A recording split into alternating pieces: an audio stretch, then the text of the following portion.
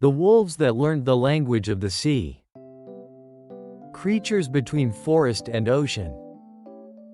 On the stormy coasts of western Canada and Alaska, where dark forests lean toward the Pacific Ocean and waves crash against rocky beaches, a strange predator moves silently through the mist.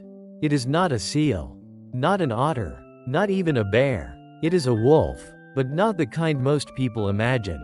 These wolves do not spend all their time chasing deer through snowy forests. They swim through icy ocean channels. They hunt along beaches. They dig clams from the sand, crack mussels with their jaws, and wait for salmon in shallow streams. Some have even learned to hunt sea otters and seals. Scientists call them sea wolves, one of the most unusual wolf populations on Earth. For thousands of years, indigenous peoples of the Pacific Northwest knew these animals existed. In the stories of the Tlingit, Haida, and Tsimshian peoples, sea wolves appeared almost like mythical beings. Creatures connected to both land and ocean. Long before scientists gave them names like coastal wolves or marine-adapted canids. Indigenous communities already understood that these wolves belonged to the sea, as much as the forest. Their stories described wolves crossing channels, hunting the tides, and moving between islands like spirits in the fog.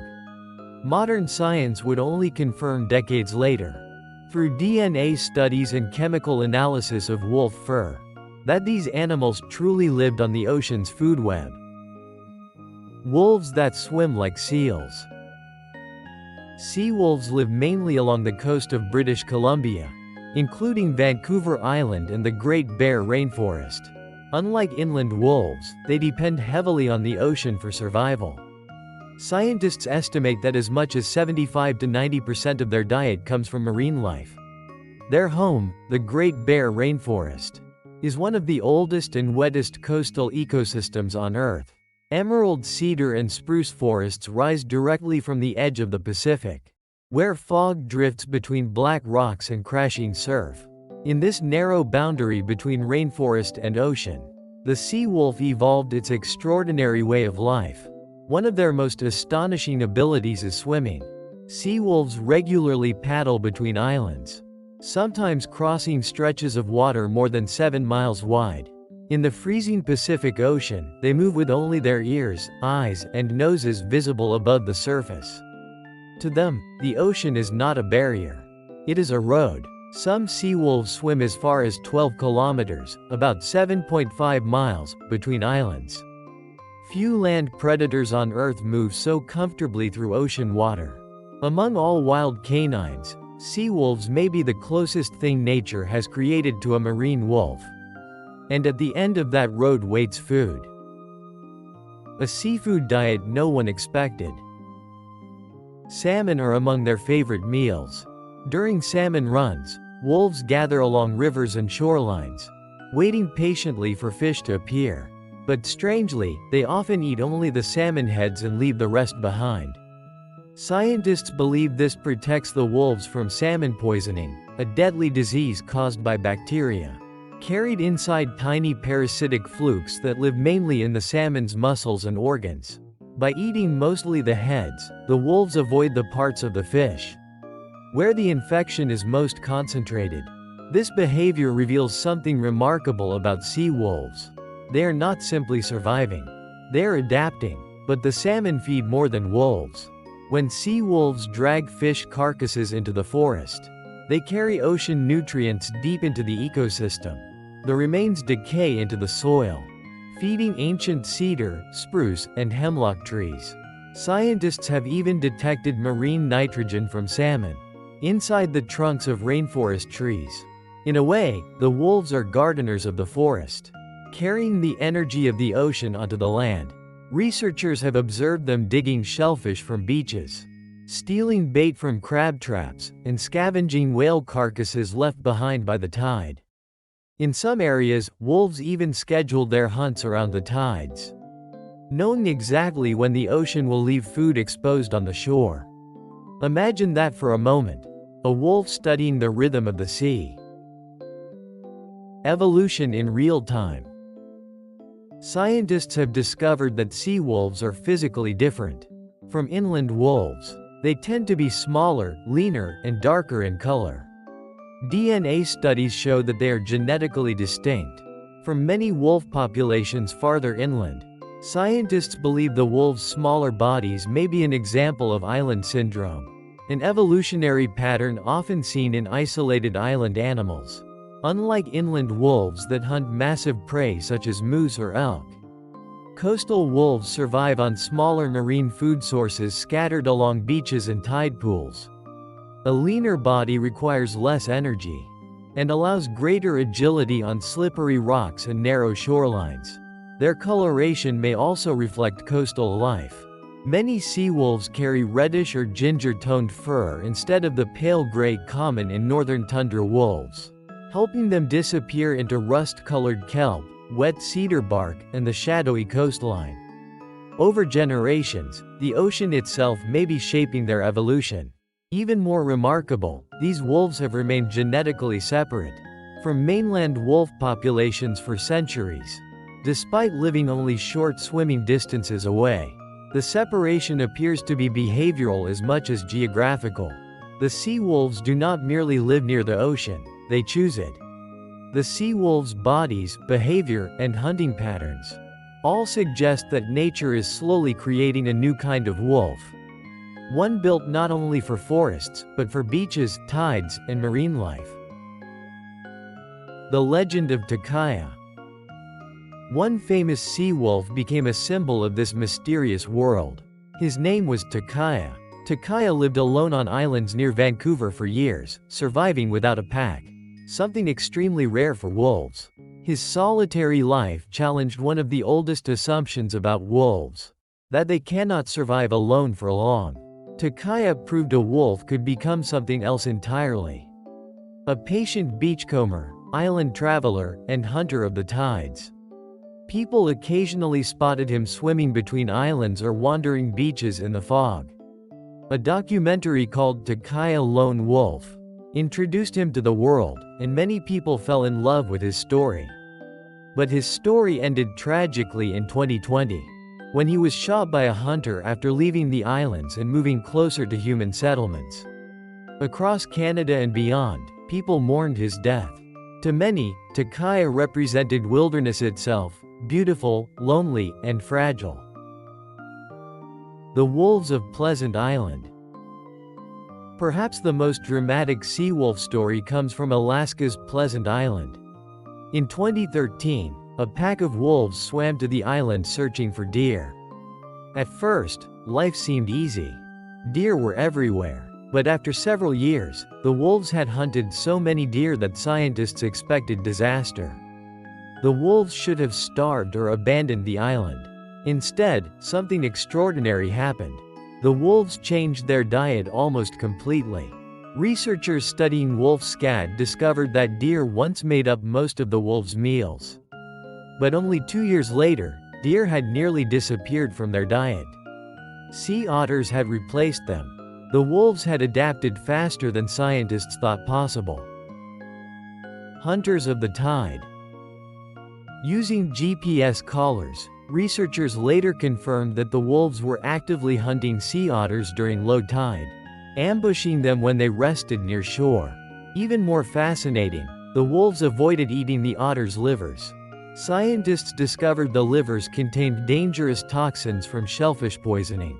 Somehow, the wolves seemed to know which parts were unsafe. It is difficult not to feel amazed by such intelligence. The wolves appeared to have learned the coast the way inland wolves learn forests or mountains. They understand tides, seasonal fish runs, and the behavior of marine animals.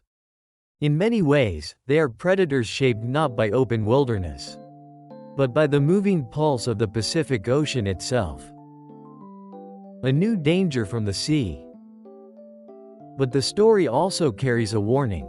Because sea wolves eat so much seafood, pollution from the ocean is beginning to affect them. Researchers found extremely high levels of mercury in some coastal wolves, far higher than wolves living inland. The mercury likely comes from industrial pollution that enters the oceans and moves up the food chain through fish and marine mammals. One collared wolf on Pleasant Island was even believed to have died from mercury poisoning. In other words, the same ocean that allowed sea wolves to evolve may now threaten their future. Human activity creates other dangers as well. Logging destroys coastal habitats. Expanding towns bring more encounters between wolves and people. Some tourists feed wolves, causing them to lose their natural fear of humans. Hunting also remains legal in many areas. The fight to protect sea wolves. Still, indigenous communities, scientists, and conservation groups continue working to protect both the wolves and the fragile coastline they depend on. Today, many conservation efforts in the Great Bear Rainforest are led jointly by scientists and First Nations guardian programs, which patrol and protect coastal ecosystems. Their work combines modern biology with generations of ecological knowledge, passed through indigenous communities, long before Western science arrived on these shores. Their fight is not only about saving one animal. It is about protecting an entire ecosystem where forest and ocean meet. The wolves of tomorrow. Perhaps that is what makes sea wolves so unforgettable. Wolves have always symbolized endurance. Across centuries, humans hunted them, feared them, and drove them from huge parts of the world. Still, wolves adapted. They learned to live in forests, mountains, tundra, deserts, and now even along the edge of the sea. Sea wolves remind us that nature is never frozen in place. Life changes. Animals change. Entire species can reshape themselves when the world around them shifts. In the cold rain of the Pacific Northwest, a wolf steps silently into the surf. Behind it rises the ancient forest. Ahead lies the endless ocean. Between those two worlds, the sea wolf became something entirely its own.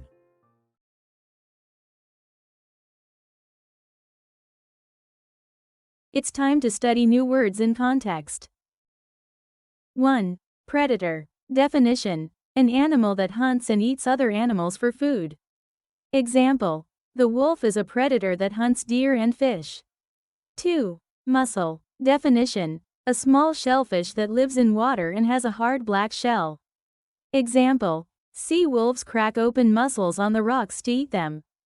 3. Indigenous. Definition: people who have lived in a place from the earliest times, long before others arrived, and who still maintain a deep connection to that land.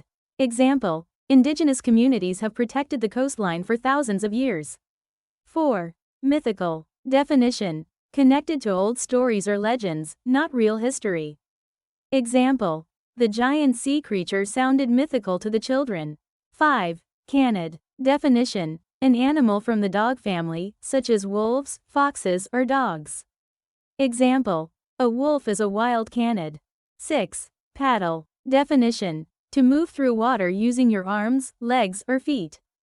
Example: the sea wolf paddled across the cold ocean. 7. Stretches. Definition: long areas or distances. Example: the wolf swam across long stretches of water between islands. 8. Runs. Definition: the seasonal migration of fish moving from the ocean into rivers to lay eggs. Example: during salmon runs, the rivers become full of fish. 9. Parasitic flukes. Definition: tiny worms that live inside a host animal to survive, often causing sickness.